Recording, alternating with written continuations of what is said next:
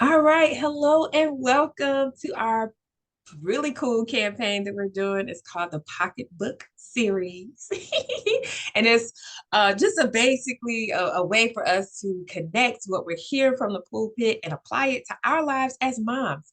I'm Tiffany Conyers. I am the lead for Mothers Assisting Mothers Ministry at Right Direction Church International. And I am so excited to have before you Dr. Stephanie Wise. And she's going to share a little bit about what her experience has been as part of our pocketbook series, Moms and Money. She's talking about being an entrepreneur, a mompreneur. We're just going to make it a word. It's a whole word this time.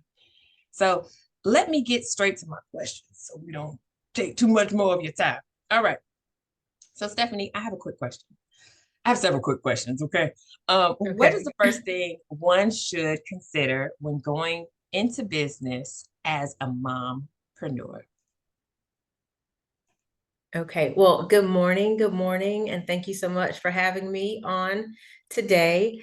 And I think that that's a great question. And I'm fairly new being an entrepreneur. So I'm not so far removed from this whole thought process. And the first thing that I thought about was what me pursuing owning a business would then look like for my husband and my kids. What that would require of me and how that would affect what we needed to have done at home. So I always make those decisions with my kids and my husband top of mind. So being really in prayer about strategy for what that should look like and what it would look like. All right. So tell us a little bit about you, your background, and your business. Okay. So my name is Dr. Stephanie Wise. I'm a clinical pharmacist. And last year I launched Oasis Pharmacy Services. And it is a closed door, long-term care pharmacy. Our pharmacy takes care of individuals who reside in residential care communities, focused mainly on those with disabilities and special needs. I like to call it different abilities and special needs. And so it's a unique niche in pharmacy. We are not open to the public, so it's a very specific population that we're looking to care for. All right. So, what would you tell yourself if you could go back in time related to starting and maintaining a business? Like, what would you go, knowing what you know now? What would you tell Dr. Wise, who's like, I'm thinking about starting a business? Yes, yes. So I know what my skill set is. I know what my experience has been. So making sure that I had people on my team who knew what I did not.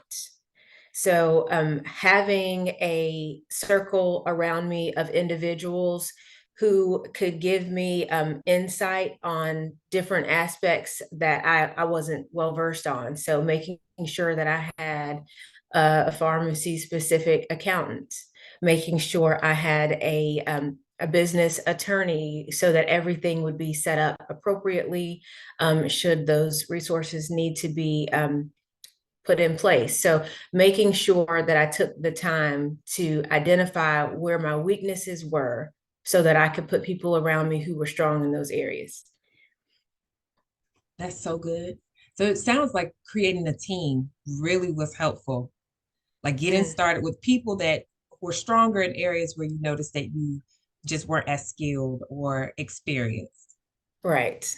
Oh Yes. my goodness, that's so good because I know many of us, we start a business, it's like we are everything. We are the end all be all. So to hear that you created a team and knew that you would tell your starting, your emerging entrepreneurial self, like, hey, make sure you surround yourself with people that know what they're doing. Yeah. Yes. That's so good. Okay, so what is something or resource that you're using now that you find most helpful that you almost couldn't live without to maintain in your business? So I made sure when we were launching Oasis that we had a good understanding of what our mission is and what our values are as a company. So a part of that is starting our workday with a devotion. I actually have a Charles Stanley devotion that we could all work through. So making sure that I understood that we had a foundation spiritually, as well as what we needed in the natural for the business to be successful. That's awesome. I love how you brought it back to being kingdom minded and Mm, having an understanding that, yo, if this business is going to thrive, we definitely have to not just do the natural, the practical, the medical, the pharmaceutical, but we also have to right, do the spiritual. right, Oh my right. goodness. Okay. All right. That was all of my questions. So I'm really grateful that you took this time because being a mompreneur means that you have multiple hats, multiple roles, and I'm sure your schedule is super busy. So thank you for taking this time to be with us. I wanted to remind all of our moms that are tuning in that we are on a mission to make sure that we are able to focus on the finances. And that means that we're talking about mom hacks to help us save money, making sure we have our financial priorities in order.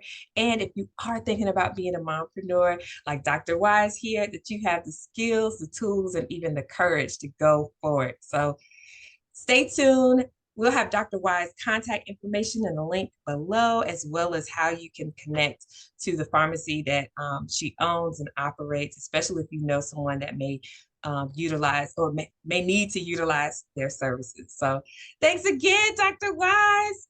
Thank you so much for having me. I appreciate it so much.